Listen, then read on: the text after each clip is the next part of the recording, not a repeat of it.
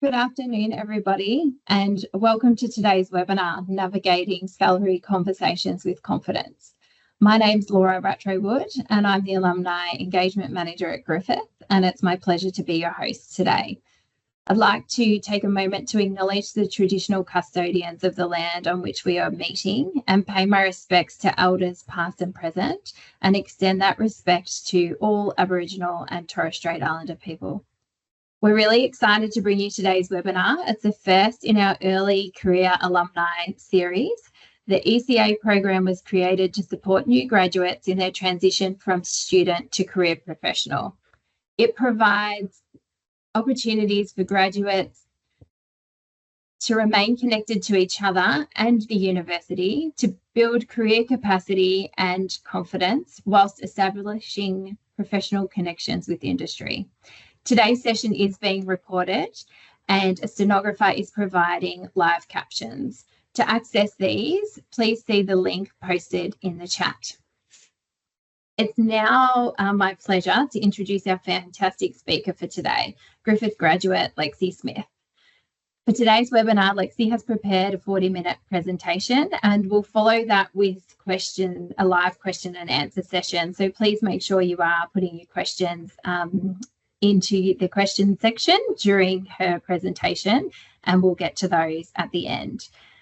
Lexi graduated from Griffith University in 2009. She worked in financial planning for over 10 years, progressing through the ranks of client service officer, paraplanner, associate advisor, financial planner, and then certified financial planner. In 2020, Lexi sidestepped and started her own financial coaching business. While financial coaching is popular overseas, it's virtually unheard of in Australia. She assists clients Australia-wide, also delivering financial wellbeing corporate workshops. Lexi has been a mentor in the Griffith Industry Mentoring Program for over 10 years, and in 2020 was awarded Mentor of the Year. She has also been an assessor for Deakin University and a teacher at TAFE Queensland. So I think we're in very capable hands this afternoon. And with that, I'll hand over to Lexi. Thank you so much, Laura. It is so nice to be invited here today to share things that I've picked up over the years and to pass that on. So I'm going to share my screen now. Has that popped up for you, Laura? Wonderful. So we're navigating salary conversations today with confidence, and this is something that gives a lot of people the ick. I totally get that. I get that, the butterfly feeling when you're having these more serious conversations during your career. It can feel really confronting. And so what today is designed to do is to better equip you so that you can navigate that with a little bit more ease. I'm not going to say it's going to be easy, but you'll be able to do it with a little bit more confidence. So, as Laura mentioned, I'm Lexi. I am a Griffith alumni, former financial advisor turned financial coach. And so a lot of what we do with clients is we look at their income and we look at their expenses. And this is why you need to feel confident negotiating your salary, because there is a limit to how much you can reduce your expenses. You still need a roof over your head. You still need to do the things that you love doing, have hobbies, all of those things. But there is no limit to what you can earn. And that may be limited by how many hours are in every day, but you need to do whatever you can in order to increase your income, because more money is quite simply more options. I remember this was a bit of a light bulb moment when I started to think about income and expenses this way. It's also really important to focus on your mindset and flipping the script. So some people think about pay rises that they're going to be seen as greedy, and so they kind of avoid that because they don't want to have that negative connotation around that conversation. But in my opinion, you asking for a higher salary is demonstrating your confidence and your ability to negotiate. And depending on your role, that might actually be something that employers look upon favorably. If that you can advocate for yourself, they know that you can advocate for the business. So it may be viewed very, very differently to what you're anticipating. We're going to dive straight into it today because I want you to get as much as possible from this session. And so we're going to start by helping you determine your market value. And sometimes this can be quite difficult, but there's some tools and resources available to make this a little bit, put some methodology, I guess, behind it. So the first guide that I would suggest that you have a look at is what we call the Hayes Salary Guide. And you can either copy the link or use the QR code to access that, or just Google Hayes Salary Guide.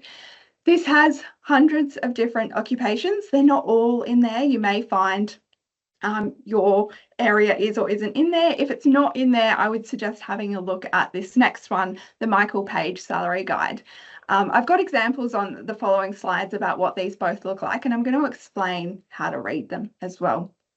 The other important thing to look at is what else is on offer out there, whether this is a new job that you're applying for, that you're trying to negotiate a salary, or an existing job. It's really beneficial to see what else is out there, to see what else could I use my skills and my experience for. It may not be the exact same role, but what am I worth in the market at the moment? So let's start by having a look at the Hayes Salary Guide. I picked financial planning because I used to use this exact guide. I always found that as I moved through the ranks in financial planning, that my salary pretty closely matched what was displayed here. And this guide is updated every 12 months. And so basically you find your location. So for me, it's going to be Queensland Gold Coast. And then you look along the different roles. So the first role, client services, is like that entry level position, that one that if you're leaving a financial planning degree, you're probably going to start here. And then you can see what ranks are ahead. So the figure in bold, as you can see, that's the average. So for Queensland Gold Coast, $65,000 a year is the typical salary. Now that does not include superannuation. So superannuation is on top. That's something else to keep an eye out in contracts.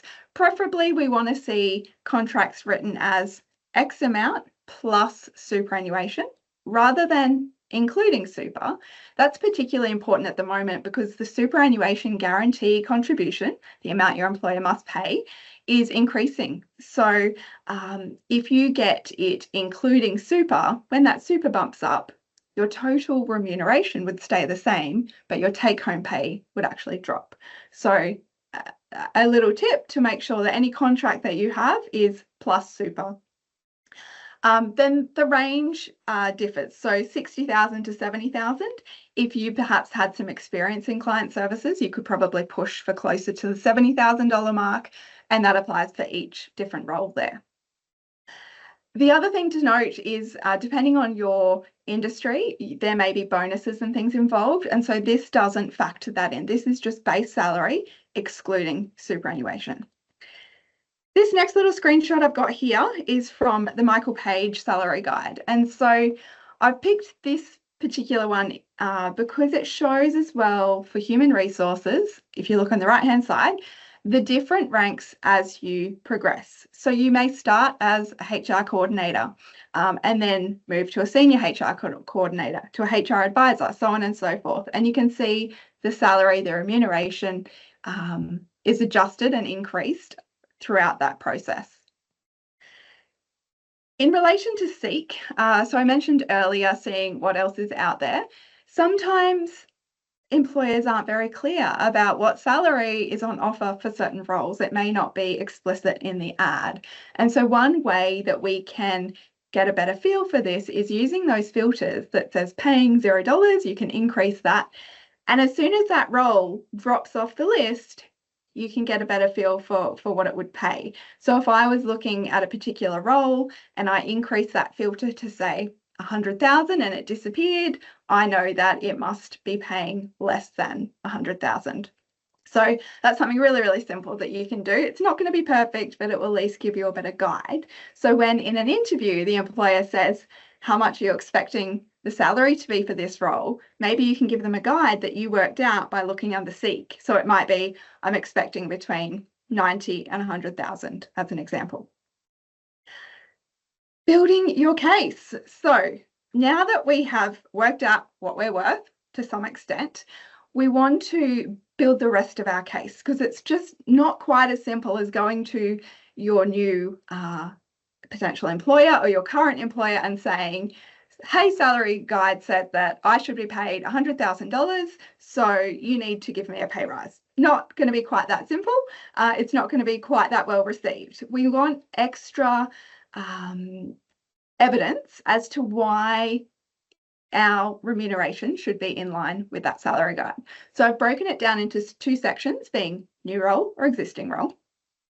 And we want to use any other opportunities to leverage our case. And what I mean by that is, if you're going for a new role and you have other offers, you can strategically use those to your advantage to basically not play them off against each other, but basically put on the table, well, these are my options available, and I would love to work here, but I've been offered X somewhere else. Can you help make this decision a little bit easier? And so we'll talk soon about how important words are and how important it is about it's not what you say, but how you say it.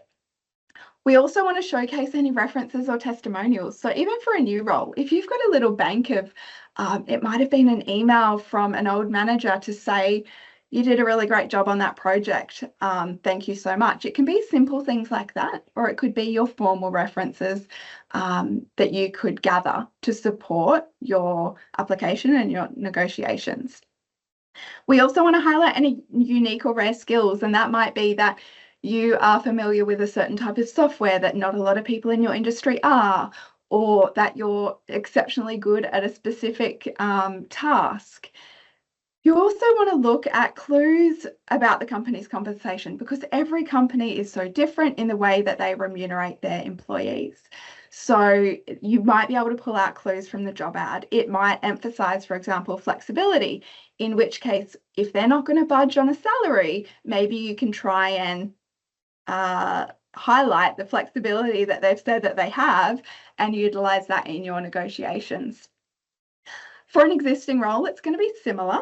The main differences there are probably looking at any qualifications or certification or training that you have done since your last salary review, and making it clear that you should be for that increased skill or qualification. Probably the most important point on this whole slide today is to keep a bank of achievements and contributions where you have gone above and beyond. So I typically suggest to my clients to just have a section in their notes on their phone where if something's happened at work, they can just jot it down and continue to do that for, say, the 6 months, 12 months. So when it comes to their performance review, they just pull out this list of all of these times that, you know, if they had just thought back over time, they probably would have forgotten. So that's a really, really simple thing and a good habit to get into. Even it might be not just for this. You might be having a really crappy day at work, and it's good to open that note section up on your phone and see all of those really great things that you have done and recognize that maybe today's just not so good of a day. I'm going to give you some examples of those types of achievements as well. But I also want to highlight the importance of going through this process and taking this really seriously. The biggest pay rise I ever got in one jump by kind of following this methodology was $40,000 over the year. And for a client, she outdid me. She got her pay rise of $60,000. So she went from $130,000 a year to $190,000 a year. She did actually have to switch roles for that, but that was completely life-changing for her. So these achievements and times you've gone above and beyond, sometimes we need a bit of a prompt to remember all of those times. So if you have suggested a change to a process that saved time, maybe, and it could be really, really simple. Maybe everyone's printing things and then scanning them, and then this is an office type job, and you decided to get some software where we can electronically sign things. It could be such a simple thing, but if you add up the time saved for the business, you can quantify why you should get that pay rise, as long as you team it with all these other things that you're doing. So if you repeatedly help out your colleagues or mentored or trained a new team member, except if that's just part of your role anyway. I would definitely highlight that. You know, you've been able to help your colleague leave at 5 o'clock because when you've been a bit quieter during the day, you've been able to help them out. So you're increasing staff morale at work as well by being there for your colleagues. If you have gotten a win for the business, so maybe you got a new contract for the business, or you had really, really good satisfaction scores for clients, or for any kind, it's going to be different for every single industry, but anything that you think that's a win, I did that, put that on your list. Likewise, if you've proactively taken on a project or a task, so it's kind of outside of your job description, but you thought, I can do that, I'm going to go and do that. It's not about just following my exact job description. If you can demonstrate that you not necessarily consistently do that, but if you have a history of doing that, then I would definitely put that forward to support your case for a pay rise. If you have formal or informal targets that you continually either meet or exceed, we want to shout that from the rooftop. So maybe those targets need to be reviewed and maybe some KPIs could be put into place, but this is something else that you can note down. So it can be an informal target, might be that you get, thinking back to my time in financial planning, all of my client reviews for the year done at the right deadline. You know, everyone who should have an annual review in March, they were all done and there was never a backlog, things like that. And the other thing is, if you have, and this ties in with the process change that saved time, if you've increased productivity or efficiency anywhere in the business, that is a win for the business. And so you could be rewarded for that. Timing salary conversations. I wouldn't say there's a right and a wrong time. Like, any time is going to be okay, but there's probably a preferred time. So again, I've split this into new role or existing role, starting with the new role. It's not always when you receive that job offer, but before you accept it, but it more than likely is. It might be when the employer is showing interest and you can tell by the conversations that you're having with them that you're about to get a formal offer. That might be a good time to kind of have these conversations. It could also be during the interview process. If they say, what are you expecting for this role? You might have to start those conversations a little bit earlier. And it might also be when you have competing offers. So you might be partway through your not onboarding, what's the word I'm looking for? Interview process, and you get another offer because, you know, most people are applying for more than one job at once. It might be that you kind of interrupt that process to let it be known that you have had another offer and that you wanted to discuss that. When it comes to your existing role, most people, if they bring it up ad hoc, they are told you need to wait for your performance review or your annual appraisal. So that is probably the ideal time, but it might be that the business has had a really big win or is doing really well financially, and you might notice that depending on your role when you're in the business. So if they've just had a big influx of revenue, that might actually be a good time to have this discussion.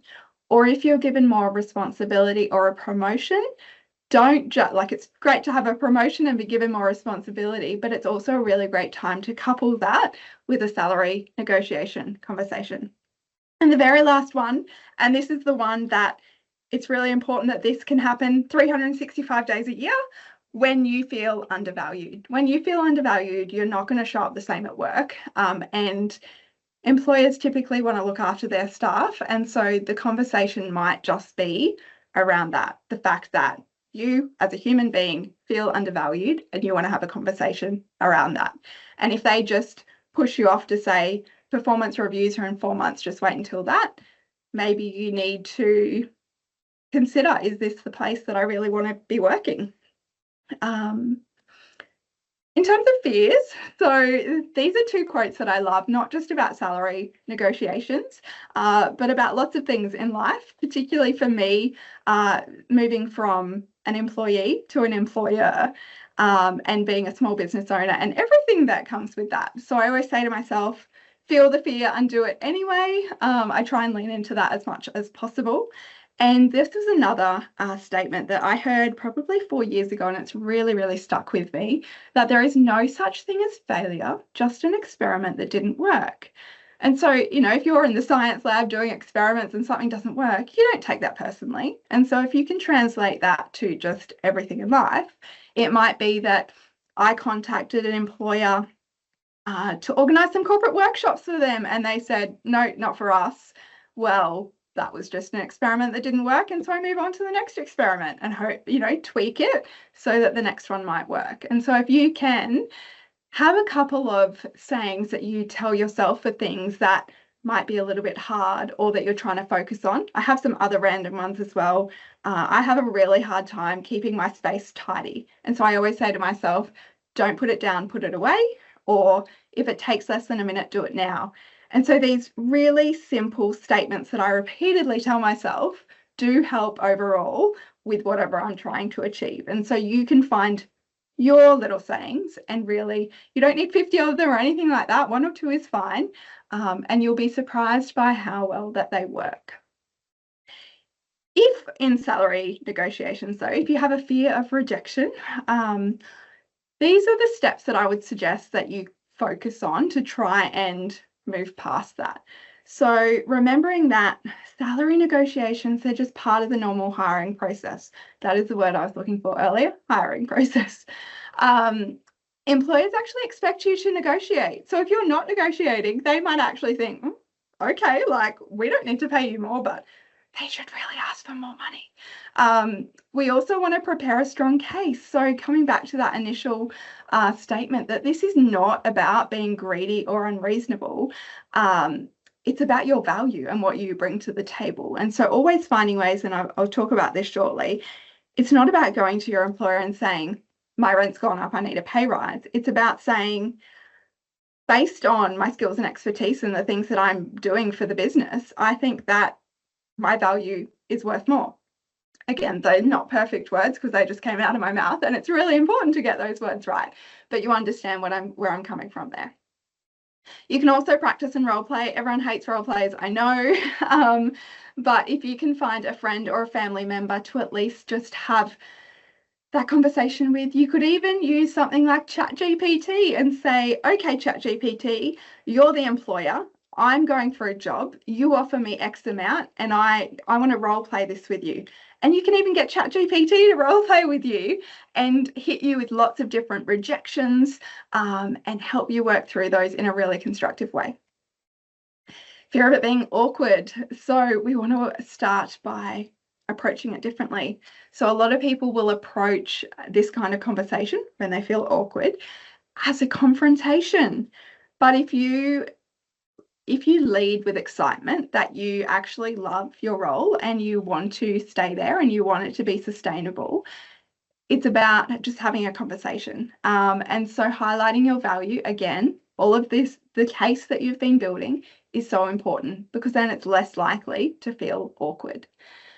You also want to consider your timing. So we spoke about that earlier, and be conscious of your tone and your language. And as I said earlier, not about what you say, it's how you say it. And I've got an example of that as well. In terms of effective communication, so these are some things to remember, really simple things that don't just apply to salary negotiations. It could be your relationship with your partner or your friends. We really want to focus on having an atmosphere of mutual respect. When we go into a conversation, very emotional, and just looking at it from our point of view, we're probably not going to get the same result as if we try to create this feeling of mutual respect. And that ties in with using really positive language. So not accusing, the other party of doing something that maybe we think that they did or they didn't do. Active listening is super important as well, and repeating things. So it might be that they say, it's not in the budget. And so you might reply and say, I understand it's not in the budget, but X, Y, Z. So you can at least show that you are listening, but you're still in negotiation phase. Using evidence is really important, rather than just saying, like we've kind of been accruing already, but using evidence to support your case, being clear and direct. Got some examples of that as well. And you want to be flexible, but at the same time stand your ground. And that's a bit of a balancing act. And it won't be until you're actually in those conversations that you might be able to find that balance. But just keeping in mind that we can be flexible, but we also want to be, we don't want to feel undervalued either. There's a lot of cases whereby there is no room to move on the salary for various different reasons. And so this is some ideas to think outside the box. And probably my favorite here is a more prestigious job title. And while that might be cool to tell your mum or something that, you know, your job title is a little bit more prestigious now, it's also really great for your resume. So you might stick where you are for the time being, but at least when you're applying for other jobs down the track, you will have that more prestigious job title, which might boost your chances of getting that other role or getting a higher salary as well. You may be able to negotiate additional paid time off or time in lieu. I had that recently with another client where she was tossing up between staying where she was and going somewhere else. And to sweeten the deal, they were able to give her 5 weeks off annual leave a year instead of the 4 weeks. So that's great for her in her time of her life. She's doing a lot of traveling. So whilst it wasn't the highest salary, at least it helps her meet her other goals.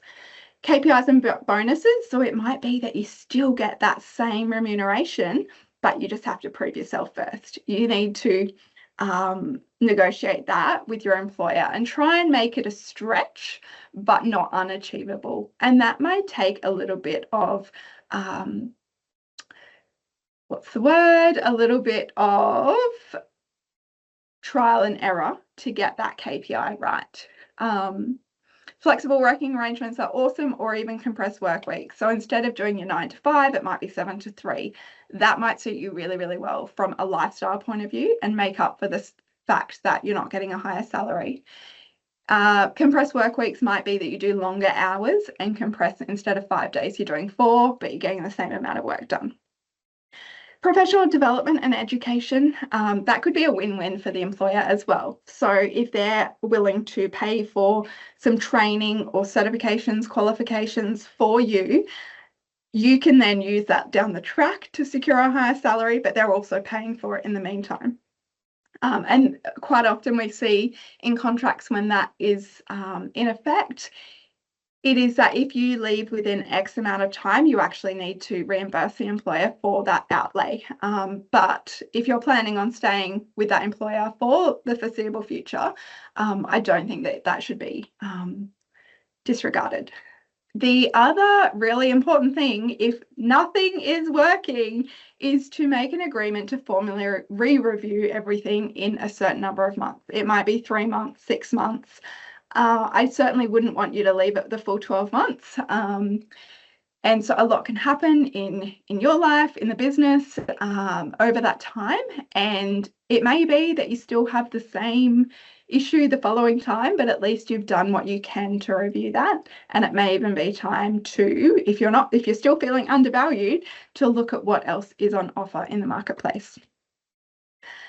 So I've mentioned a few times that words really matter. I try and do this just in my life in general.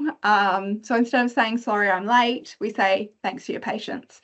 That's just a really basic example of what I'm trying to articulate here, that it's not about what you say, it's about how you say it, and it can really impact the vibe and the mood and how you make people feel, how you feel.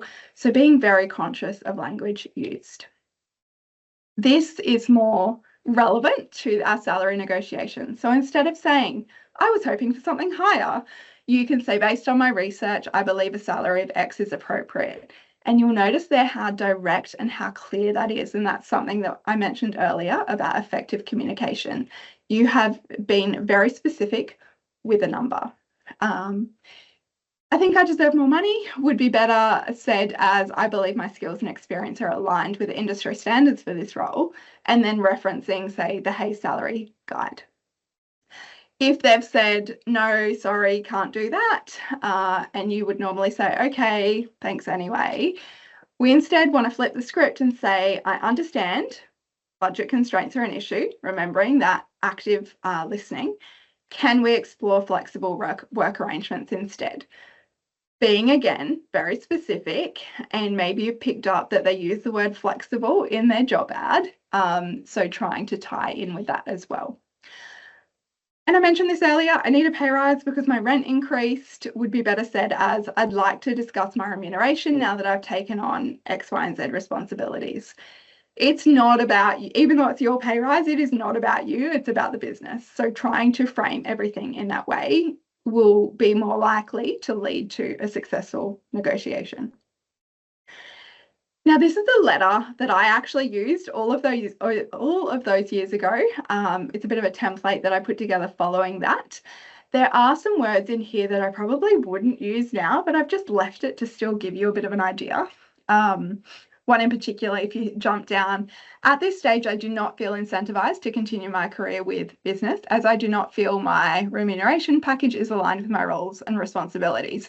I was feeling very, I don't know the right word here, but that is exactly how I felt. And so I put pen to paper and I wrote that. And it did result in a favorable outcome, but just be cautious that these words and the tone that I've used here is just really to get something started. So as I've said here, you can bulk it up, you can cut it down, change it to match. You can put it in ChatGPT and basically say, here's a template, this is how I really feel. Now put the two together and make it sound more X, Y, or Z, more playful. And playful is not the best word to use for salary conversations, but can you make it a little bit less confrontational, as an example? So really utilising the tools that you have around you to put your words onto paper, because by putting it on paper, you add a level of formality to it as well. So rather than being in the kitchen, getting a tea or a coffee and seeing your boss and saying, hey, I'm taking on a lot more responsibility now. Do you think we can review my remuneration? That could be how you start it, but you really want to organise an actual formal meeting, diarised in the diary, where you have that discussion and then follow it up with a letter. So you can see at the top here, this came off the back of an annual remuneration review, and I just wasn't happy with what came out of that. So I also pulled out my job description, and that's where I got this little bit, the dot point part. I pulled out everything that I should have done and stated what had actually happened and included times I went above and beyond. You can, if you haven't already, take a photo of that before I switch the screen. I'm not sure if you'll distribute the slides, Laura. Yep, cool. Negotiation skills and how to improve them. So we've already, so far, we have worked out what we're worth.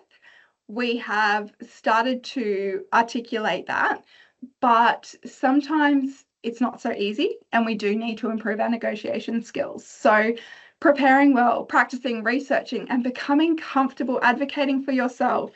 It's something that we don't do a lot of in our day-to-day life, I don't think. So if you can start small and ask for discounts or negotiate with service providers. So if you're paying an electricity bill, calling the service provider and trying to negotiate, it's having those more casual conversations that will really help you then negotiate a $60,000 pay rise. This next one is probably one of my favorite, and it took me a long time to get this right, and it's about embracing silence. I remember when there was silence in conversations, in work, in personal life, anywhere, I would always jump to fill the silence because it can be really awkward. But if you can learn to embrace it and just be okay with silence, you can actually almost trick the other person into revealing more information than they intended. And so that can work to your advantage, because it might be that you have remained silent during a conversation in your interview and they think, oh, I've got to fill this silence, and they reveal some information about the salary or about another applicant or whatever it might be that might help you to actually negotiate.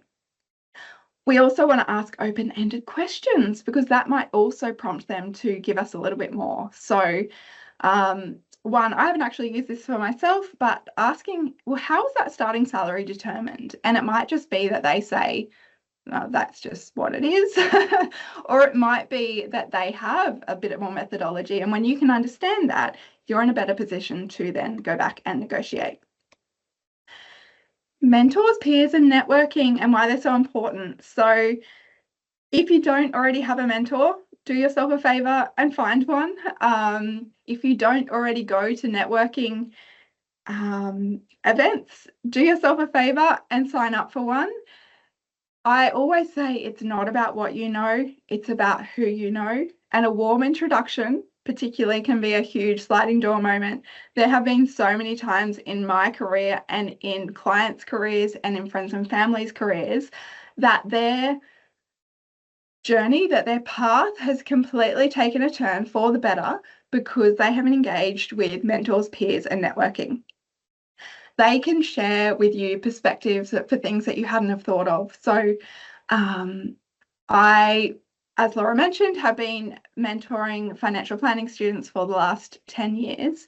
And the last few have been lucky enough to walk away from that mentoring relationship with a new job. It doesn't always happen. That's not necessarily the intention of the program, but it might be that during our discussions, something has come up and it's made me think about someone I know, and I've been able to make that warm introduction. Industry insights is another really valuable thing.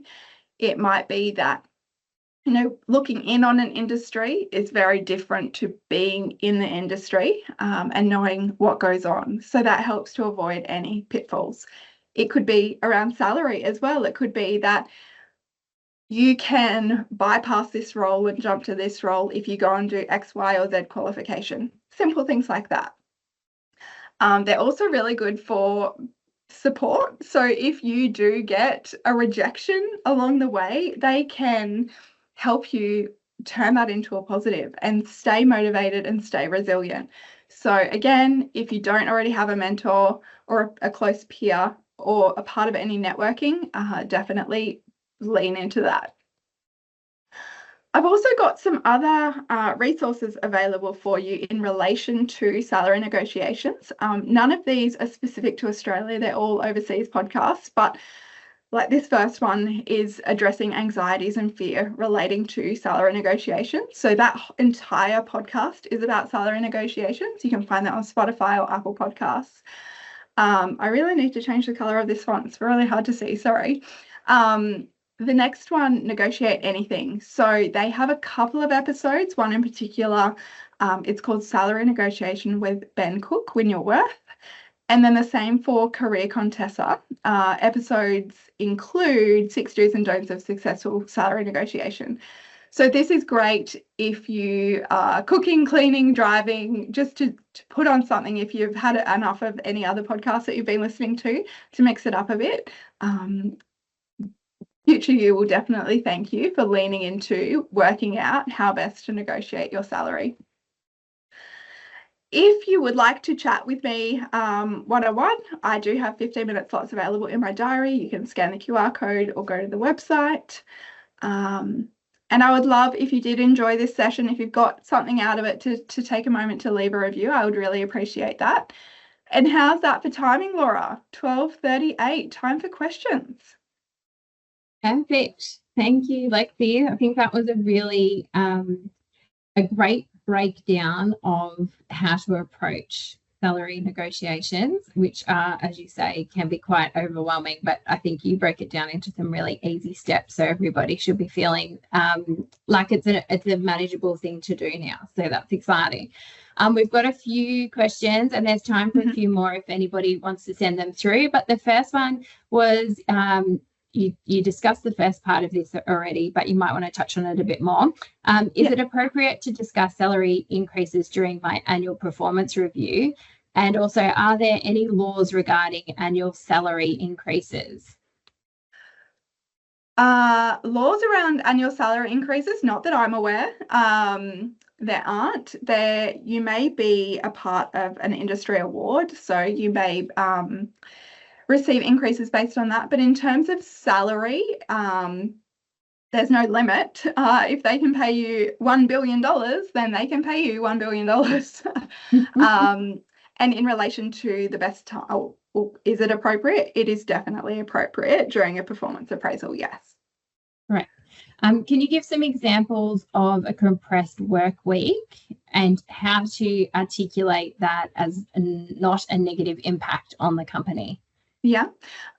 So compressed work weeks are typically, if you were doing a 38-hour week, Monday to Friday, still doing your 38 hours, but pushing it into 4 days. So starting earlier, finishing earlier for 4 days to make up that total of 38 hours.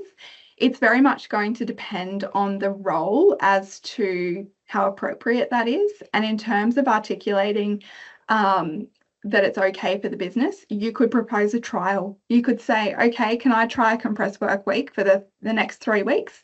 And can we review and see if you've got a way to track productivity? I know, say, in the accounting industry, we bill in 6-minute increments. And as long as you have enough billable hours over that time, I don't see why that would be a problem. But yeah, just bringing it up, and they might say, you can't do a compressed work week, but how about X, Y, or Z instead? Just start the conversation. Yeah. The worst thing they can say is no.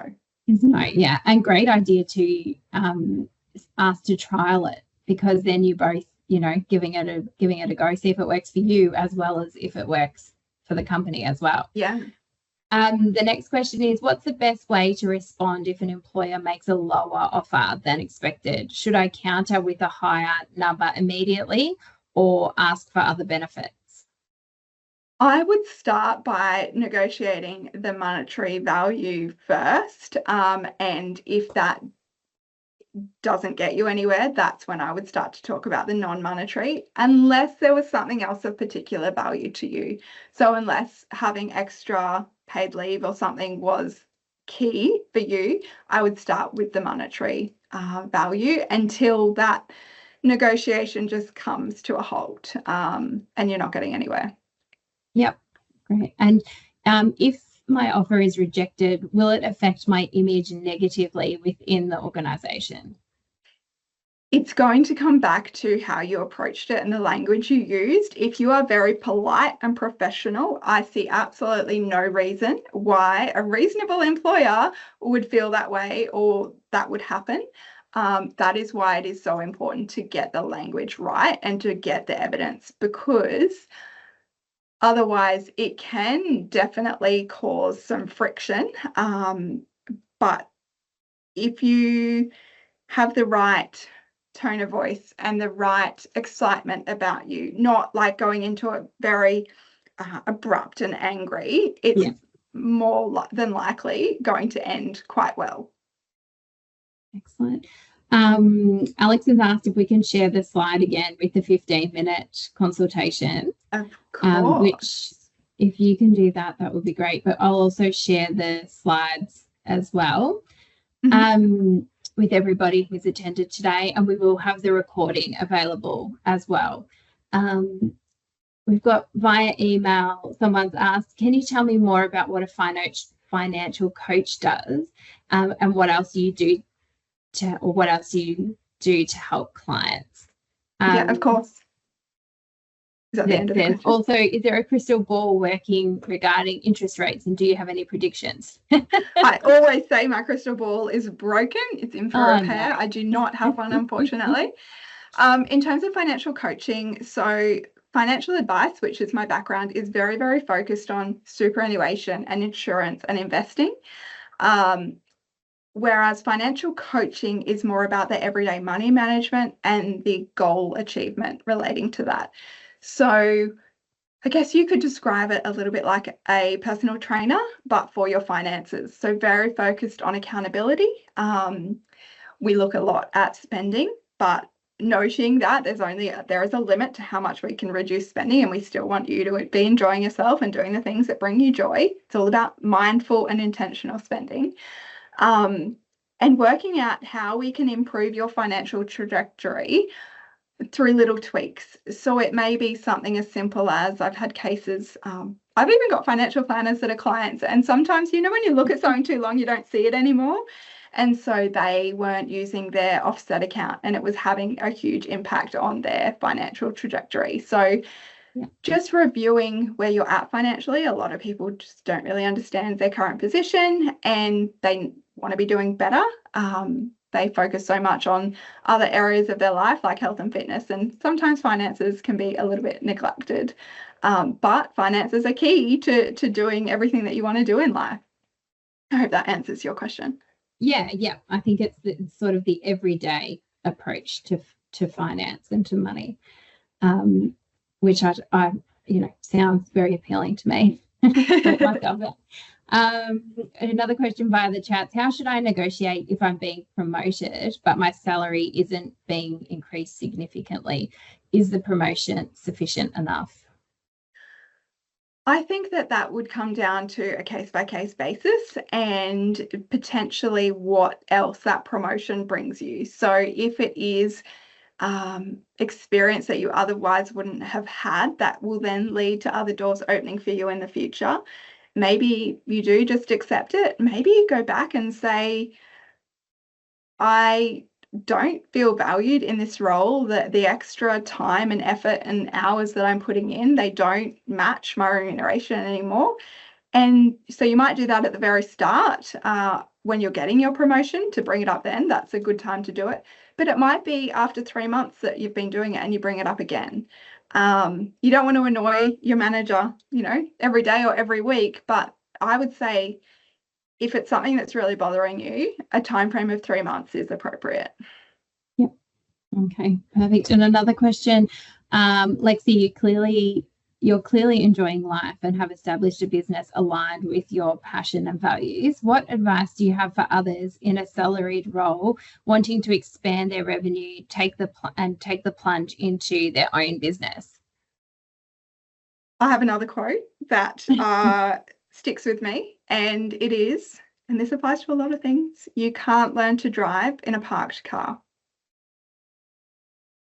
Yeah, let that sink in for a minute. You've just got to do it. I had for a bit more background, I had a few things happen in my life that made me realize that it was time for me to start my own business.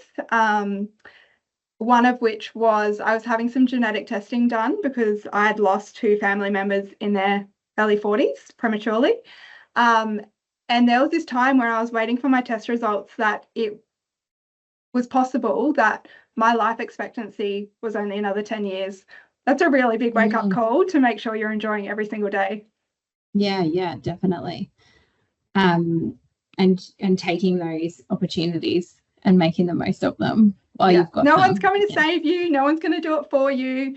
The difference between us and Elon Musk is that he took action, and now he's nearly going to be a trillionaire, I think. So you've just got to do it. If it's something you want to do, just do it. It can only be a failed experiment. It's not going to be like an experiment that didn't work, rather. It's not going to be a failure.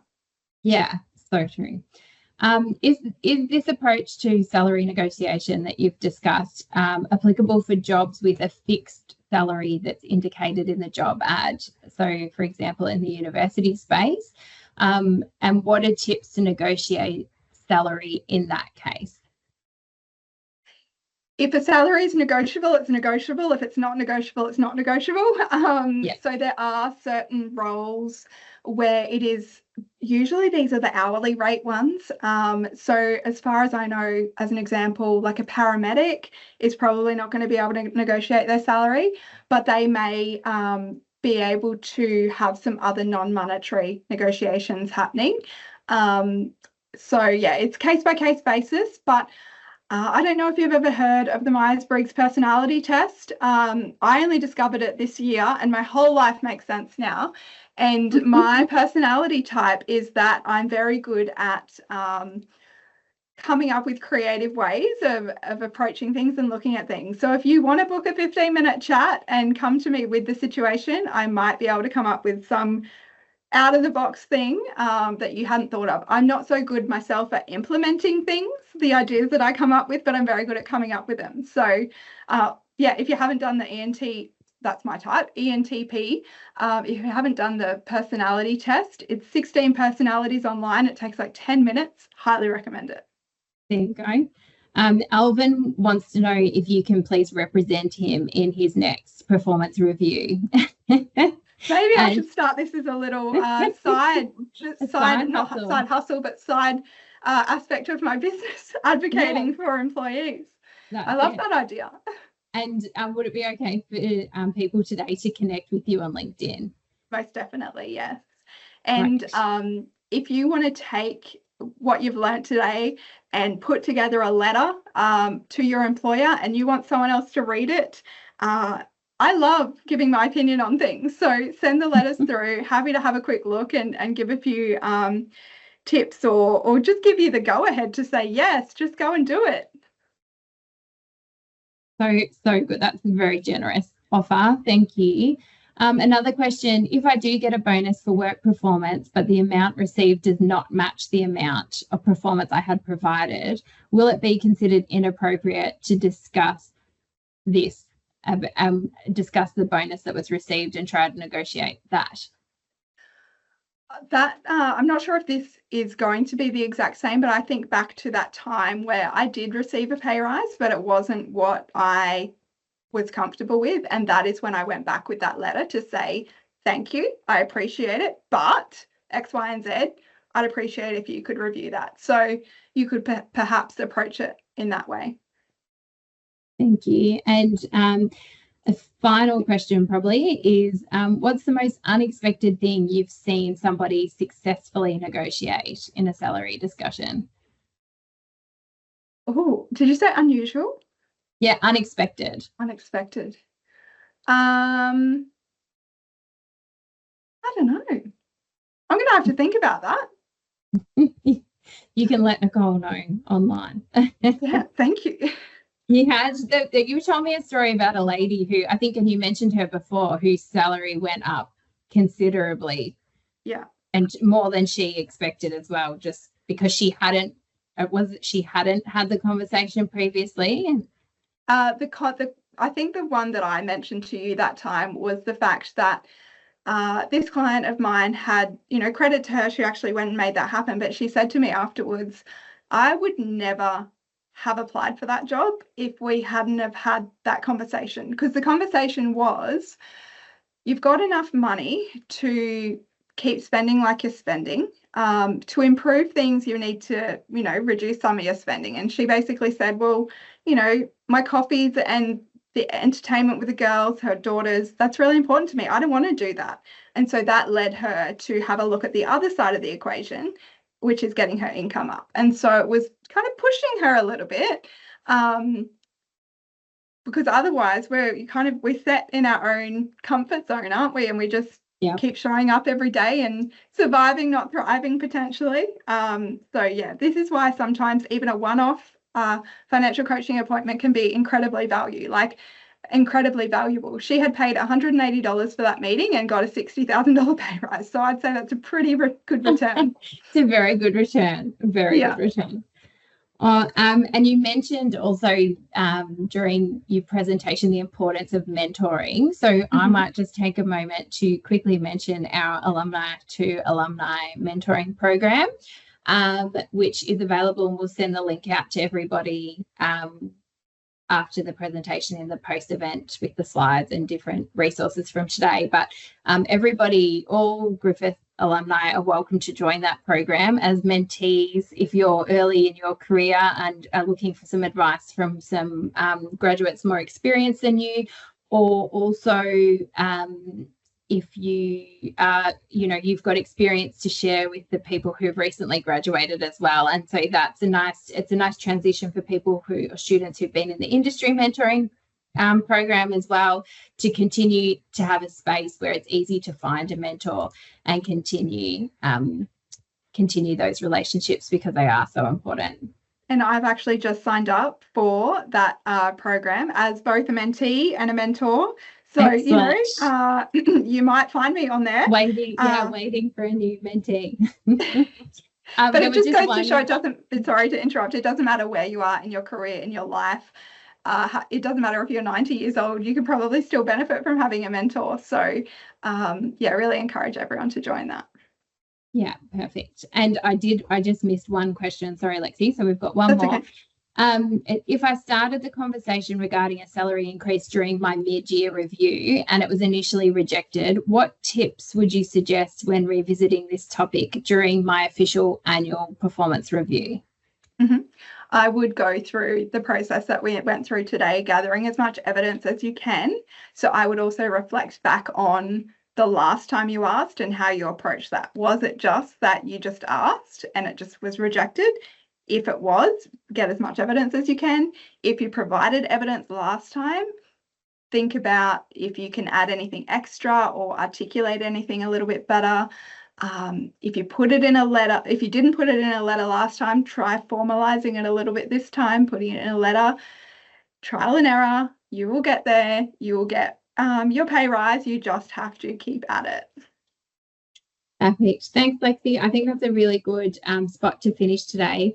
You've generously offered to connect with people on LinkedIn and given really practical tips about how people can approach salary negotiations, but also different ways to connect in with each other and get further advice before they take that process. So thank you so much. We're so grateful for your time.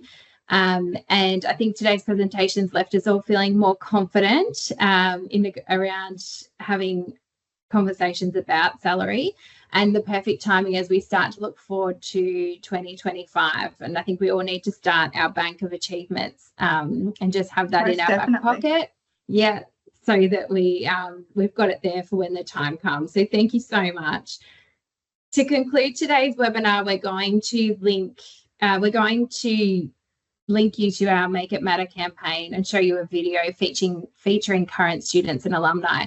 The campaign was directed by alumnus Maeve McKenna, and it gives you a behind-the-scenes look at the campaign and all the amazing things that we're doing, our students and alumni are doing at the moment. We look forward to seeing you all next year at other Early Career Alumni events and webinars. And thank you so much for joining us today. Here we go. I will put the care in healthcare. What I love about this campaign and what Griffith stand for is that it's purpose-driven and it's highlighting what the students' purposes are without being too prescriptive. My name is Maeve. I'm a director and also a Griffith Film School alumni. We have this whole array of students where some of them are really career goal driven. Others, they're going to Griffith because they know it's a supportive environment and they're free to explore and learn about themselves. Or they want to show their kids that if you put your mind to something, you can do it after hardship.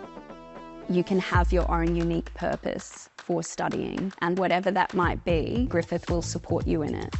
I always loved storytelling from a young age. I enrolled in Griffith Film School wanting to learn more about the craft of filmmaking and found that being behind the camera and directing was far more impactful for me. I just loved bringing all the elements together and bringing out a performance in a non-actor. It's actually been really fun to bring my own experience of being a student at Griffith and be informed by it as I've been directing. The heart of this campaign and the message it's sending has resonated with my own experience of Griffith and finding my purpose there, the art of storytelling.